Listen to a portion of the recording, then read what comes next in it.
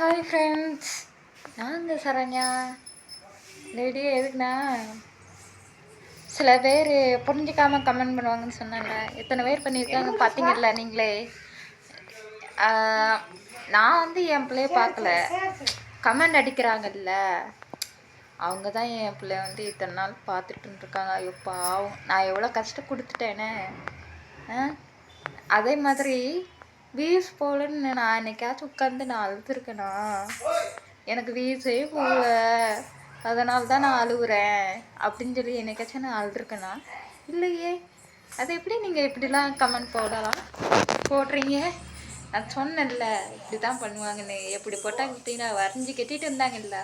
அதே மாதிரி ட்ரெயினில் நான் யார் கூடயே இருந்தேனாமா. என் வீட்டுக்காரரும் பின்னாடியே தான் இருக்காரு பாருங்க, இங்கே தான் இருக்காரு. அவர் முன்னாடியே தான் நான் சொல்கிறேன்.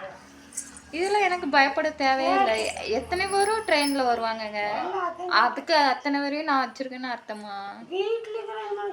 இல்லை அப்படி கேட்டாங்க ஒருத்தர், தைரியமான பொம்பளையாக இருந்தால் சொல்லிடுங்க அப்படின்னு. நான் தைரியமானவ தான்.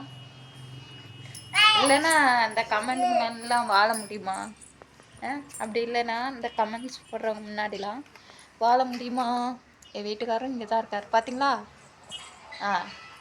எல்லோரும் இங்கே தான் இருக்காங்க. அவங்க முன்னாடி நான் சொல்கிறேன், எனக்கு எந்த பயமும் இல்லைங்க. ஓகே, கமெண்ட் பண்ணுறவங்க பண்ணிக்கிட்டே இருங்க.